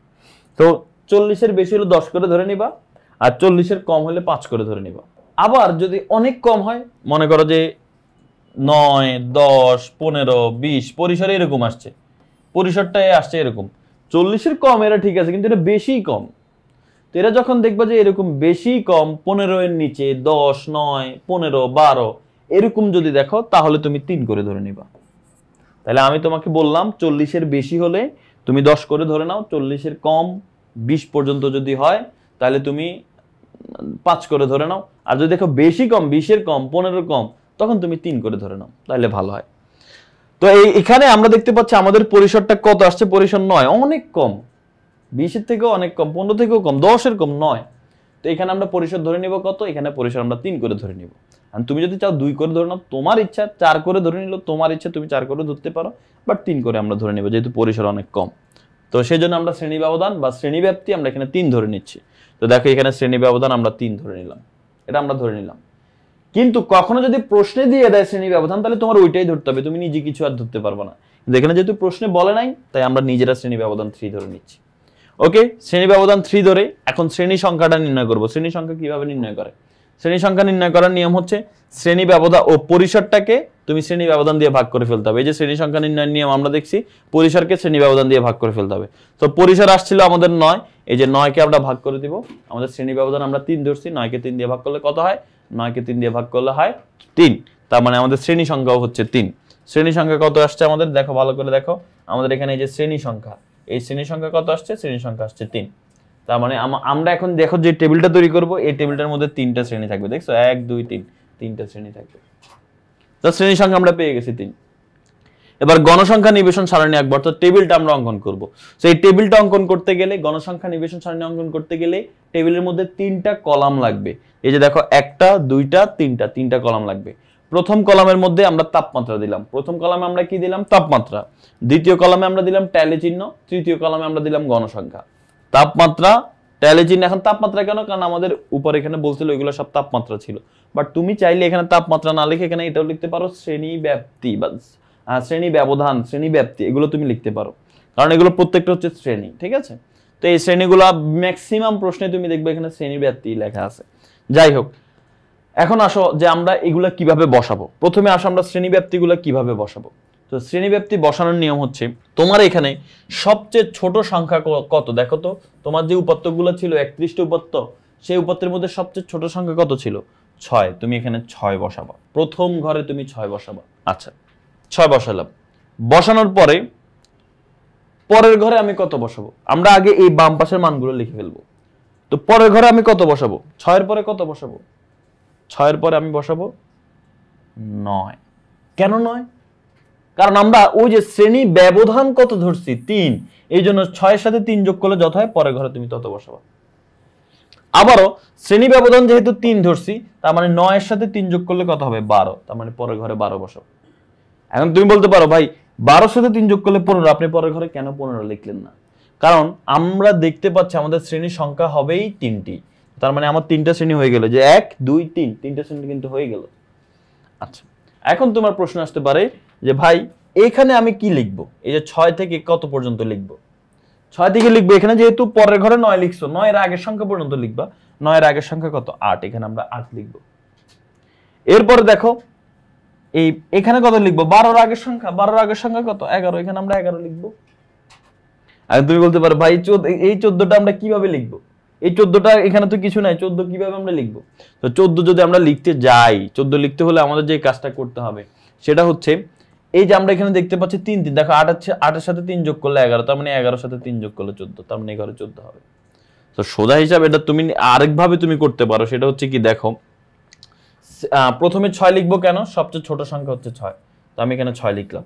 এরপর তুমি হিসাব করবা তোমার শ্রেণী ব্যবধান তুমি কত ধরছো বা শ্রেণী ব্যাপ্তি কত ধরছো, 3। তো তুমি আঙ্গুলের মধ্যে 3 ঘর হিসাব করো, 6 থেকে 3 ঘর হিসাব করো। দেখো তুমি যদি যোগ করো তাহলে কিন্তু ভুল করবো, 6 সাথে 3 যোগ করলে 9 হয়, যোগ করবা না, আঙ্গুলে হিসাব করো। 6 7 8, দেখছো 6 এর সাথে 3 ঘর হলে কিন্তু 8 হয়। তো যেহেতু আমরা শ্রেণী ব্যবধান 3 ধরে করতেছি, তার মানে 6 এর সাথে আমরা 3 আঙ্গুলে হিসাব করব, 6 7 8, তাহলে 3 হলে কত হয়? 8, তার মানে 6 থেকে 8 পর্যন্ত লিখবো। তো এখানে 8 পর্যন্ত লেখা শেষ, এবার 8 এর পর শুরু হবে 9। এখানে আমরা 3 করে হিসাব করব, কারণ শ্রেণী ব্যবধান সব ঘরের জন্যই 3। তাহলে শ্রেণী ব্যবধানকে আমরা অনেক সময় শ্রেণী ব্যাপ্তিও লেখা হয়। যাই হোক, এখন 9 থেকে হিসাব করব, 9 10 11, এই জন্য 9 থেকে 11, 11 পর শুরু হবে 12, 12 13 14, 14 পর্যন্ত লিখলাম। এরপর 15 আর লিখবো না, কারণ আমাদের এখানে শ্রেণী সংখ্যা 3টা হয়ে গেছে, প্রশ্নে বলছে শ্রেণী সংখ্যা 3টা হবে, মানে আমরা বের করছি শ্রেণী সংখ্যা 3টা হবে। তো 3টা লিখে ফেললাম, ভালো কথা। এখন আসো ট্যালি চিহ্ন। এই ট্যালি চিহ্নটা আসলে কি? ট্যালি চিহ্নটা হচ্ছে এই যে 6 থেকে 8 পর্যন্ত কয়টা সংখ্যা আছে তোমাকে সেটা হিসাব করতে হবে। তো আমরা যদি একটু খেয়াল করি 6 থেকে 8 পর্যন্ত কয়টা সংখ্যা আছে, ওই যে প্রশ্ন দেওয়া আছে এই প্রশ্নের মধ্যে তুমি দেখবা 6 থেকে 8 পর্যন্ত কয়টা সংখ্যা আছে। এখানে তুমি গুনে গুনে দেখবা যে 6 থেকে 8 পর্যন্ত কয়টা সংখ্যা আছে। আমি যদি এখানে একটু হিসাব করি 6 থেকে 8 পর্যন্ত, এই যে একটা, তারপরে হচ্ছে এই যে 2টা 3টা 4টা 5টা 6টা 7টা 8টা 9টা 10টা 11টা, 11টা সংখ্যা আছে। তাহলে আমার 11টা দাগ দিতে হবে। তো আমি যদি এখানে দেখি যে আমার যদি এখানে 11টা দাগ দিতে হয়, 11টা দাগ আমি কিভাবে দিব? একটু আগে আমি আলোচনা করে দিয়েছিলাম ট্যালি চিহ্ন 5টা 5টা করে দিতে হয়। তাহলে যে 1 2 3 4 5 6 7 8 9 10 11, এইভাবে 11টা দাগ দিলাম। আর গণসংখ্যার ঘরে আমরা লিখে দিব 11। সেম ভাবে 9 থেকে 11 পর্যন্ত কয়টা সংখ্যা আছে গুনে দেখবা, ওইখানে তুমি 13টা পাবা, 13টা দাগ দিয়ে নিবা, 13 লিখে দিবা। 12 থেকে 14 পর্যন্ত গুনে দেখবা 7টা সংখ্যা আছে, 7 লিখে দিবা, শেষ। এইভাবে তুমি সবগুলা গণসংখ্যা পেয়ে যাবা। এরপর তুমি এই সবগুলো গণসংখ্যা যোগ করে দেখবা 31 হবে, কারণ এখানে 31 দিনের তাপমাত্রা ছিল, তার মানে এই সবগুলোকে যদি তুমি যোগ করো তাহলে কিন্তু 31ই তুমি পাবা। আচ্ছা, তো এটা আমাদের গেল।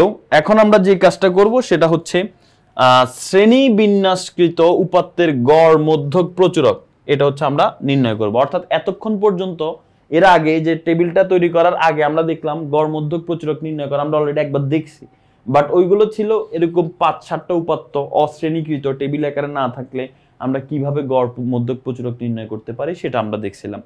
কিন্তু যদি টেবিল আকারে তোমার দিয়ে দেয়, অর্থাৎ শ্রেণী বিন্যাসকৃত, শ্রেণী আকারে মানে টেবিল আকারে দিয়ে দেয় প্রত্যেকটা শ্রেণী শ্রেণী করে, তাহলে তুমি গড় কিভাবে নির্ণয় করবা, মধ্যক কিভাবে নির্ণয় করবা, প্রচুরক কিভাবে নির্ণয় করবা, এটা আমরা দেখবো। এই প্রশ্নটাই তোমার 17 অধ্যায়ের খ নাম্বার প্রশ্নগুলোতে আসে, হয় গড় আসে, না হয় মধ্যক আসে, না হয় প্রচুরক আসে, একটা না একটা আসবে। তো এটা খুবই গুরুত্বপূর্ণ একটা জিনিস এখন আমরা শিখতে যাচ্ছি, যে শ্রেণী বিন্যাসকৃত উপাত্তের গড় মধ্যক প্রচুরক আমরা কিভাবে নির্ণয় করতে পারি। তো চলো আমরা এটা শুরু করি।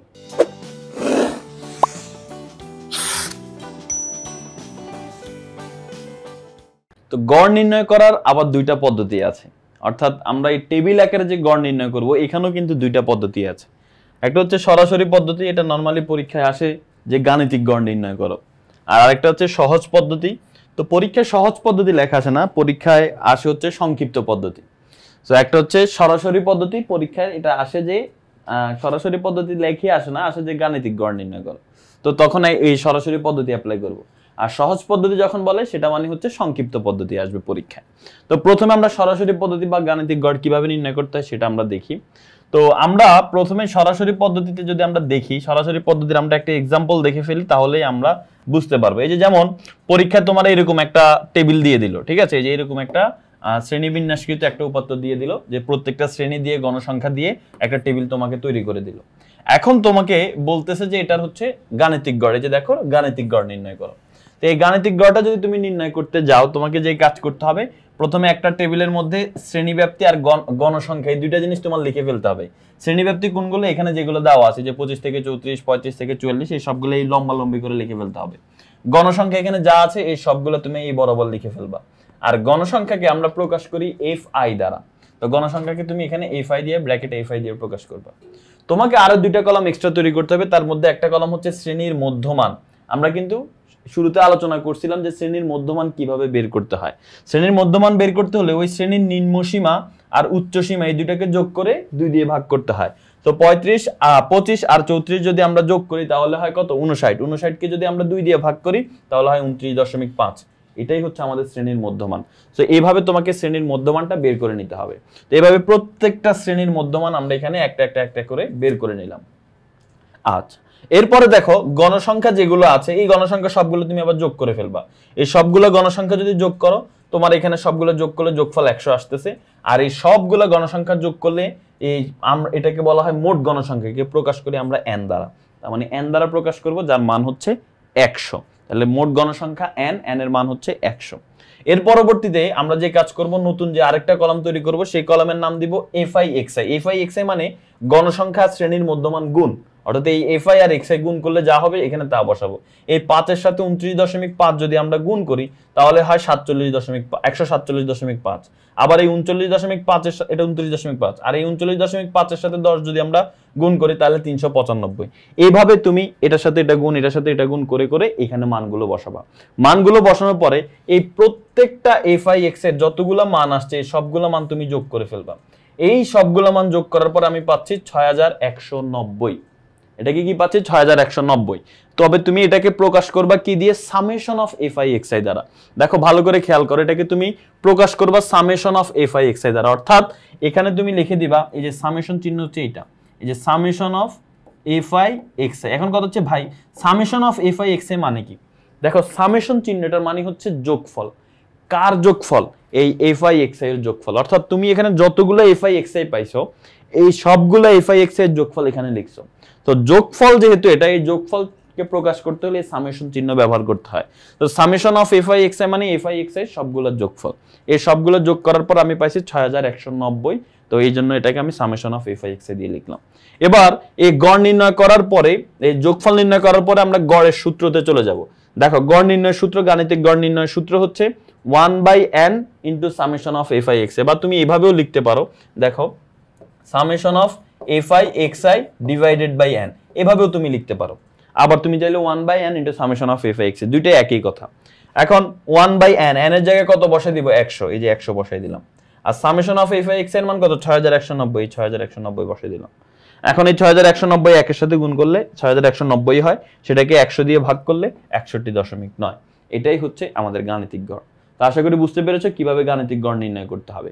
তো গড় নির্ণয়ের যে দ্বিতীয় নিয়মটা সেটা যদি আমরা দেখি সহজ পদ্ধতি বা সংক্ষিপ্ত পদ্ধতি, সেটা কিভাবে নির্ণয় করতে হয় সেটা আমরা দেখি। এখানে কতগুলা নিয়ম বলে দেওয়া আছে, আমরা নিয়মগুলো না দেখে আমরা সরাসরি ইয়েতে চলে যাই যে গড় নির্ণয় কিভাবে করতে হয় সংক্ষিপ্ত পদ্ধতি। তাহলে তুমি ওই নিয়মগুলো পরবর্তীতে দেখলে বুঝতে পারবো। আমরা দেখবো, তার আগে আমরা এটা হচ্ছে সমাধান করে নিই। তো এইখানেও আমাদের হচ্ছে কি দেওয়া আছে, একটা টেবিল দেওয়া আছে। আর তারপর এটাকেই বলতেছে যে সংক্ষিপ্ত পদ্ধতিতে গড় নির্ণয় করতে হবে। এটাই সহজ পদ্ধতি আর কি। তো যদিও দেখতে মনে হচ্ছে যে না এটা সহজ না, কারণ আগেরটা থেকে এটা দেখতে বরং আরো কঠিন দেখাচ্ছে, কিন্তু এটাই আসলে সহজ পদ্ধতি। যাই হোক, তো কিভাবে আমরা যে শ্রেণীব্যাপ্তি প্রশ্নে যেগুলো দেওয়া ছিল এই উৎপাদন খরচ যেটা, এটাই শ্রেণীব্যাপ্তি। তো এই শ্রেণীব্যাপ্তিগুলো আমরা এখানে লিখে ফেলবো। গণসংখ্যাগুলো fi দিয়ে প্রকাশ করে গণসংখ্যাগুলো লিখে ফেলবো। আচ্ছা, এরপরে শ্রেণীর মধ্যমান কিভাবে বের করতে হয় আমরা একটু আগে দেখলাম, সেইভাবে শ্রেণীর মধ্যমানগুলো লিখে ফেলবো। তবে মধ্যমানকে xi দ্বারা প্রকাশ করব। আচ্ছা, এই মধ্যমান এখানে সবগুলো মধ্যমানের মধ্যে একটা মধ্যমানকে আমরা আনুমানিক গড় বা অনুমিত গড় ধরে নিব, এটাকে এ দিয়ে প্রকাশ করা হয়। তো মানে তুমি নিজে আগে থেকে অনুমান করে একটা গড় ধরে নিবা। তো চলো কোনটাকে আমরা অনুমিত গড় ধরবো সেটা দেখি। তো তুমি দেখবা এখানে মাঝামাঝি কোনো একটা মানের মধ্যে সবচেয়ে বেশি গণসংখ্যা থাকে। এখানে দেখো গণসংখ্যা সবচেয়ে বেশি কত? 52। তো এই 52 বরাবর যে মধ্যমানটা থাকবে সেটাকেই আমরা ধরে নিব হচ্ছে এ। তার মানে এই 52 বরাবর মধ্যমান হচ্ছে 20, এই 20কে আমরা ধরে নিব হচ্ছে এ। অর্থাৎ এ মানে আনুমানিক গড়। অর্থাৎ যে শ্রেণীতে গণসংখ্যা বেশি সেই বরাবর মধ্যমানটাকে আমরা এ ধরে নিব। তো সেই বরাবর মধ্যমান আমাদের 20 আসছে, তার মানে এর মান হচ্ছে 20। আচ্ছা, এখন আসো পরবর্তী আরেকটা কলাম যেটার নাম হচ্ছে ধাপ বিচ্যুতি, সেটাকে ইউআই দিয়ে প্রকাশ করা হয়। তো এটা সূত্র দিয়ে তুমি হচ্ছে মানগুলো বের করতে পারো। আবার আরেকটা আছে সংক্ষিপ্ত বা মানে শর্টকাট পদ্ধতি, সেটাও দেখাবো। তার আগে সূত্র দিয়ে কিভাবে বের করে সেটা আমরা দেখি। তো xi সূত্রটা হচ্ছে xi - a divided by h। xi এর মান কি সেটা তোমরা সবাই জানো। xi হচ্ছে এই যে প্রত্যেকটা ঘরের জন্য আলাদা আলাদা xi আছে, এই যে xi গুলো। আর a কি? এর মান হচ্ছে 20, সব সময় এর মান এখন 20 থাকবে। আর h কি? h হচ্ছে শ্রেণীব্যাপ্তি বা শ্রেণী ব্যবধান। এই এইচ এর মানটা আমরা কিভাবে বের করতে পারি? এই যে দেখো, এইচ এর মান বের করতে হলে যে কোনো শ্রেণীর নিম্নসীমা থেকে তার আগের শ্রেণীর নিম্নসীমাটা বিয়োগ করে ফেলবা, অর্থাৎ 6 থেকে তুমি 2 বিয়োগ করে ফেলবা। 6 থেকে 2 বিয়োগ করলে কত হয়? 4। এটা আমরা এর আগেও দেখছি যে শ্রেণী ব্যবধান বের করার নিয়ম হচ্ছে এটা, যে কোনো শ্রেণীর নিম্নসীমা থেকে আগেরটা বিয়োগ করে ফেলবো। 6 থেকে 2 বিয়োগ করলে হয় 4, তার মানে এইচ এর মান হচ্ছে 4। এবার তুমি এখানে মান বসাও। দেখো প্রথম ঘরের জন্য আমি এই ইউআই বের করতেছি, তো xi মাইনাস এ, প্রথম ঘরের xi কত? 4 মাইনাস এ, এর মান কত বলো তো? এর মান হচ্ছে 20, এই যে 4 মাইনাস 20 ডিভাইডেড বাই কত হবে? এইচ এর মান আমরা একটু আগে দেখছি 4, তাহলে 4 বসাই দাও।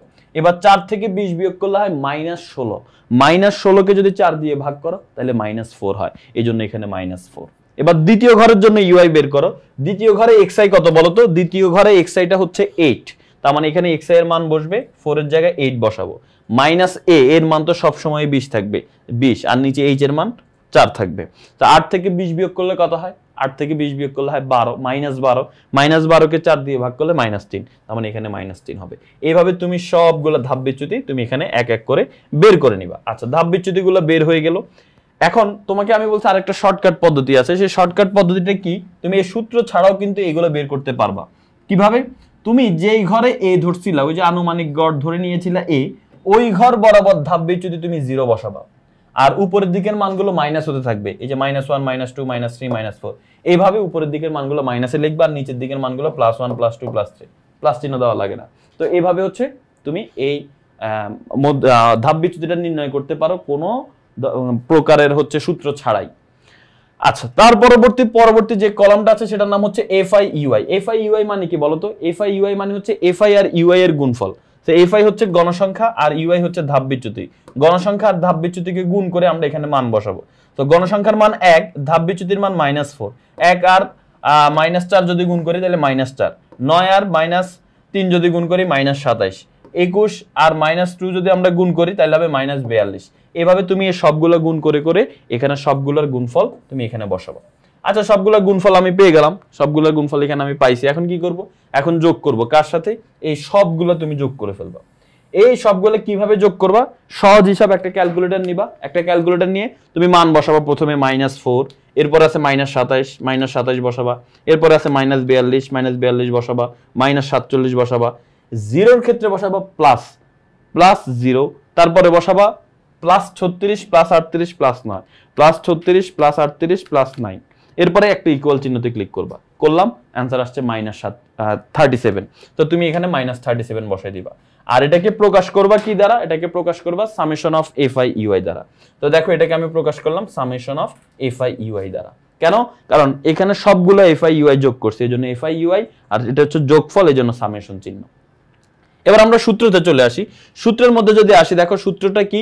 এই গড় নির্ণয়ের সূত্রটা হচ্ছে A plus summation of FI/UI divided by n into h, এটা হচ্ছে সূত্র। এখন এর মান কত? এর মান 20, এখানে 20 বসাই দিলাম। সামেশন অফ FI/UI এর মান কত? সামেশন অফ FI/UI এর মান 37, তো এখানে আমি -37 বসাই দিলাম। n এর মান 188 n কোনটা? n হচ্ছে সবগুলা গণসংখ্যা যোগ করলে 188 হয়, এটাকে n দিয়ে যোগ প্রকাশ করা হয়। তো n এর মান 188, আর h মানে শ্রেণী ব্যবধান, যেটার মান হচ্ছে 4। এবার ক্যালকুলেট করে ফেলো। তুমি কি করবা? এই -30, এই দেখো এই প্লাস আর মাইনাস গুণ করে দাও, এই প্লাসে মাইনাসে গুণ করলে মাইনাস হয়।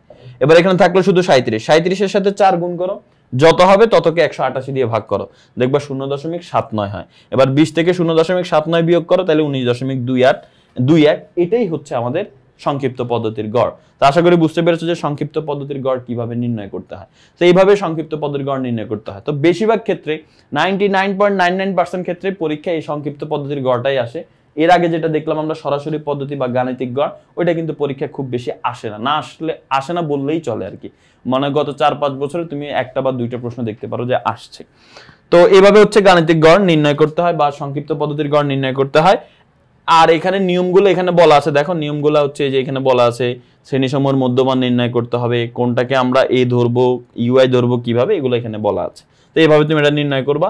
এর পরবর্তীতে আমরা চলে যাব হচ্ছে সংক্ষিপ্ত পদ্ধতির গড়ের পরে মধ্যক। মধ্যকের কিন্তু একটাই নিয়ম, মধ্যক নির্ণয় করতে গেলে কিন্তু গড়ের যেরকম দুইটা নিয়ম আছে, মধ্যকে কিন্তু দুইটা নিয়ম নাই। তো চলো এখন আমরা মধ্যক নির্ণয় করা শুরু করি। তো মধ্যক নির্ণয়ের যে নিয়মটা, এখানে সূত্রটা আছে মধ্যক নির্ণয় কিভাবে করতে হয়। তার আগে আমরা সূত্র যাওয়ার আগে আমরা হচ্ছে টেবিলটা দেখি। এই যে দেখুন, এই টেবিলটার মধ্যক নির্ণয় করতে বলতেছে। তো আমরা এটার এখন মধ্যক নির্ণয় করব। তো এটার মধ্যক নির্ণয় করতে গেলে প্রথমে এই যে শ্রেণী ব্যাপ্তি, এটাই হচ্ছে শ্রেণী, এটা হচ্ছে গণসংখ্যা, এই দুইটা জিনিস থাকবেই, ঠিক আছে। তোমাকে এক্সট্রা যে কলাম করতে হবে, মধ্যকের জন্য একটা কলাম এক্সট্রা করতে হয়, যেটার নাম হচ্ছে ক্রমযোজিত গণসংখ্যা। তো ক্রমযোজিত গণসংখ্যাগুলো তুমি এখানে নির্ণয় করে ফেলবা। কিভাবে নির্ণয় করতে হয় তোমরা কিন্তু দেখছো। ক্রমযোজিত গণসংখ্যা প্রথমে এখানে 3 থাকলে এ বরাবর 3 হবে এই ক্রমযোজিত গণসংখ্যা। এরপর থেকে কোনাকুনি হিসাব করবে, 3 এর সাথে 10 যোগ করবা 13, 13 সাথে 18 যোগ করবে 31, 31 সাথে 25 যোগ করবা 56। এইভাবে তুমি সবগুলো ক্রমযোজিত গণসংখ্যা বের করে ফেলবা। এবার তোমার মধ্যক শ্রেণী কোনটা এটা বের করতে হবে। মধ্যক শ্রেণী কিভাবে আমরা বের করতে পারি, এখানে যতগুলো গণসংখ্যা আছে সবগুলো গণসংখ্যা যোগ করলে হয় 70। এই 70কে তুমি 2 দিয়ে ভাগ করে ফেলবা, অর্থাৎ এখানে যতগুলো গণসংখ্যা হবে, যত আসবে তাকে 2 দিয়ে ভাগ করে ফেলবে। এই যে দেখো গণসংখ্যা 70 আসছে, 70কে 2 দিয়ে ভাগ করলে 35। তার মানে এই যে 35 আসলো, এই 35টা কোন পদে আছে, এই 35তম পদটাই আমাদের মধ্যক। এখন এই 35তম পদটা কোন ঘরে আছে, যে শ্রেণীতে আছে সেটাই মধ্যক শ্রেণী। তো 35তম পদ কোন শ্রেণীতে আছে এটা দেখার জন্য আমাদের ক্রমযোজিত গণসংখ্যার হেল্প নিতে হবে। দেখো তম পদ শুরু হবে 1তম পদ থেকে, 1তম পদ থেকে 3তম পদ পর্যন্ত এই ঘরে। 3 পর শুরু হবে 4, 4তম পদ থেকে 13তম পদ পর্যন্ত এই ঘরে। 13 পর শুরু হবে 14, 14তম পদ থেকে 31তম পদ পর্যন্ত এই ঘরে। এরপর 31 এর পর শুরু হবে আমাদের 32, 32 থেকে 56তম পদ পর্যন্ত এই ঘরে। আমরা খুঁজতেছি কাকে, 35তম পদকে। 35তম পদ কিন্তু এখানে অবস্থিত, 32 থেকে 56 এর মধ্যে কিন্তু 35 অবস্থিত। তার মানে 35তম পদ এখানে অবস্থিত, মানে আমাদের মধ্যক শ্রেণী হচ্ছে এই বরাবর যে শ্রেণীটা আছে 48 থেকে 53, এটাই হচ্ছে আমাদের মধ্যক শ্রেণী। তো মধ্যক শ্রেণী আমরা পেয়ে গেলাম, মধ্যক শ্রেণী হচ্ছে 48 থেকে 53। এখন মধ্যক নির্ণয়ের যে সূত্রটা সেটা আমরা লিখবো। দেখো মধ্যক নির্ণয়ের সূত্র কি, মধ্যক নির্ণয়ের সূত্রটা হচ্ছে, এখানে যদি আমরা খেয়াল করি, এই যে মধ্যক নির্ণয়ের সূত্র হচ্ছে L plus n/2 minus fc into h/fm, এটা হচ্ছে মধ্যক নির্ণয়ের সূত্র। এখন এলটা কি, এই যে দেখো এখানে বলা আছে এল হচ্ছে মধ্যক শ্রেণীর নিম্নসীমা। এই যে মধ্যক শ্রেণী যেহেতু 48 থেকে 53, এটা নিম্নসীমা হচ্ছে 48। এই মধ্যক শ্রেণী তার নিম্নসীমা মানে এল এর মান 48। এরপরে আসো এল এর পরে হচ্ছে n/2, n/2 এর মান তো আমরা বের করে ফেলছি। n এর মান হচ্ছে মোট গণসংখ্যা 70, আর 70কে 2 দিয়ে ভাগ করলে 35, তার মানে n/2 এর মান 35। এরপর হচ্ছে এফসি, এফসি কি, এফসি হচ্ছে এই যে যেটা মধ্যক শ্রেণী, এই যে যেটা মধ্যক শ্রেণী আমরা পাইলাম, এই যে এটা মধ্যক শ্রেণী, এই মধ্যক শ্রেণীর আগের শ্রেণীর ক্রমযোজিত গণসংখ্যা এফসি, মানে এফসির মান 31। এই যে দেখো এই জন্য এফসির মান 31। আচ্ছা এবার আসো এফএম, এফএম কি, এফএম হচ্ছে যেটা মধ্যক শ্রেণী সেটার গণসংখ্যা হচ্ছে এফএম, তার মানে গণসংখ্যা হচ্ছে 25, তার মানে এফএম এর মান হচ্ছে 25। আর শ্রেণী ব্যবধান এইচ, এইচ কে আমরা শ্রেণী ব্যবধান বলি। এটার মান কিভাবে বের করতে হয়, যে কোনো শ্রেণীর নিম্নসীমা থেকে তার আগের শ্রেণীর নিম্নসীমা বিয়োগ, 36 থেকে 30 বিয়োগ করলে 6, তার মানে এইচ এর মান হচ্ছে 6। এই যে এইচ এর মান আমরা এখানে 6 বসাই দিলাম। এবার তুমি মানগুলো বসাই দাও, যে মানগুলো উপরে দেখলা এই মানগুলো এখানে বসাই দাও। 35 থেকে 31 বিয়োগ করলে 4, আর এখানে 6/25 আছে, 4 এর সাথে 6 যোগ করলে গুণ করলে হয় 24, 24কে 25 দিয়ে ভাগ করলে হয় 0.96। এবার 48 এর সাথে 0.96 যোগ করলে হবে 48.96। এটাই হচ্ছে আমাদের নির্ণয় মধ্যক। এরপরে আসো দেখো শ্রেণীবিন্যস্ত উপাত্তের প্রচুরক নির্ণয় করো। শ্রেণীবিন্যস্ত উপাত্তের প্রচুরক কিভাবে আমরা নির্ণয় করতে পারি, শ্রেণীবিন্যস্ত উপাত্তের প্রচুরক নির্ণয় করতে গেলে আমাদের প্রথমে একটা টেবিল দিয়ে দেওয়া থাকবে। লিখলাম যে টেবিলটা, এখানে আমাদের কোনো এক্সট্রা কলাম তৈরি করতে হয় না। মধ্যক, মধ্যক তো গেল, এবার আসছে প্রচুরকে। প্রচুরকের ক্ষেত্রে তোমার যে টেবিলে যে দুইটা কলাম দেওয়া থাকে শ্রেণী ব্যাপ্তি আর গণসংখ্যা, এই দুইটা দিয়ে প্রচুরক নির্ণয় করা যায়। তো আমরা প্রথমে ওই টেবিলটা অঙ্কন করলাম। তো টেবিলটা তুমি এভাবে অঙ্কন করতে পারো, আবার চাইলে লম্বালম্বি ভাবে অঙ্কন করতে পারো, গড় মধ্যকে যেভাবে করছিলা। এখন মধ্যক নির্ণয় করতে তুমি মধ্যক শ্রেণী বের করছো না, প্রচুরক নির্ণয় করতে গেলে তোমাকে প্রচুরক শ্রেণী বের করতে হবে। এখন কথা হচ্ছে কোনটা প্রচুরক শ্রেণী। প্রচুরক শ্রেণী হচ্ছে সহজ বের করা, যে শ্রেণীতে গণসংখ্যা বেশি সেটা প্রচুরক শ্রেণী। তো সবচেয়ে বেশি গণসংখ্যা 12, তার মানে প্রচুরক শ্রেণী হচ্ছে এটা 61 থেকে 70, এটা হচ্ছে আমাদের প্রচুরক শ্রেণী। তো এখন এই প্রচুরক শ্রেণী আমরা পেয়ে গেলাম 61 থেকে 70, এটা আমরা এখানে লিখে ফেললাম। এখন প্রচুরকের যে সূত্রটা, সেই সূত্র যদি আমরা দেখি, প্রচুরকের সূত্রের মধ্যে কি বলা আছে দেখো। প্রচুরকের সূত্রটা হচ্ছে L plus f1 divided by f1 plus f2 into h। L কি, L হচ্ছে প্রচুরক শ্রেণীর নিম্নসীমা। তো প্রচুরক শ্রেণী যেহেতু 61 থেকে 70, এটা নিম্নসীমা 61, এই জন্য প্রচুরকে L এর মান 61। f1 কি, f1 হচ্ছে প্রচুরক শ্রেণীর গণসংখ্যা থেকে তার আগের গণসংখ্যা বিয়োগ করব, 12 থেকে 8 বিয়োগ করব, 12 থেকে 8 বিয়োগ করলে 4, f1 এর মান 4। f2 কি, প্রচুরক শ্রেণীর গণসংখ্যা থেকে তার পরের শ্রেণীর গণসংখ্যা বিয়োগ করব, তাহলে যত হয় সেটা f2, 12 থেকে 9 বিয়োগ করলে কত হয় 3, তার মানে f2 এর মান হচ্ছে 3। শেষ। এবার h টা আমরা জানি যে কোনো শ্রেণীর নিম্নসীমা থেকে আগের নিম্নসীমা বিয়োগ, 41 থেকে 31 বিয়োগ করলে 10, তার মানে h এর মান হচ্ছে 10। শেষ। এবার তুমি এখানে এল, F1, F2, H এর মান বসায় দাও, বসায় ক্যালকুলেশন করে ফেলো, তাহলে যেটা আসবে সেটাই নির্ণয় প্রচুরক। তো আশা করি বুঝতে পেরেছো কিভাবে আমরা প্রচুরক নির্ণয় করতে পারি। তো আমাদের প্রচুরক কিন্তু নির্ণয় করা শেষ। এতটুক জিনিস এই ভিডিওটা মোটামুটি বড়ই হয়েছে, 1 ঘন্টার মতো হয়ে গিয়েছে যেহেতু। তো এই ভিডিওতে তোমরা যদি পুরা ভিডিওর সবগুলো টপিক যদি ভালোভাবে বুঝতে পারো এবং তুমি নিজে প্র্যাকটিস করো, তাহলে আমার বিশ্বাস তুমি এই অধ্যায়ের ম্যাথ, এমসিকিউ, শর্ট প্রশ্ন যা বলো না কেন তোমার ইনশাল্লাহ আর কোনো সমস্যা হবে না। তোমার মোটামুটি সবকিছুই কভার করে দেওয়া হয়েছে এই ভিডিওতে। তো আশা করি তোমরা সবাই এই ইজি ম্যাথ বই সংগ্রহ করে নিয়েছো, তোমার কাছে তাহলে এই নোটগুলো থাকবে। আর যারা এখনো সংগ্রহ করে নাই সংগ্রহ করে নিও। তা আমাদের আজকের এই বেসিক ক্লাসটা এতটুকু পর্যন্ত ছিল। তুমি নিজে ভালোভাবে শিখো এবং তোমার আশেপাশে যত বন্ধু আছে তাদেরকে এই ভিডিওটা শেয়ার করে দাও। পাশাপাশি আমাদের ইজি ম্যাথ বইটাও তুমি তাদের সাথে শেয়ার করে দিতে পারো। তো সবার সাথে আবার দেখা হবে আমাদের বইয়ের কোনো একটা ভিডিও প্রশ্নের ক্লাসে। যারা হচ্ছে কোনো প্রশ্ন বুঝতে পারবে না আবার স্ক্যান করে ভিডিও দেখে ফেলবা, তো সেই ক্লাসে তোমাদের সাথে দেখা হবে। সেই পর্যন্ত সবাই ভালো থাকো, সুস্থ থাকো। আল্লাহ হাফেজ, আসসালামু আলাইকুম।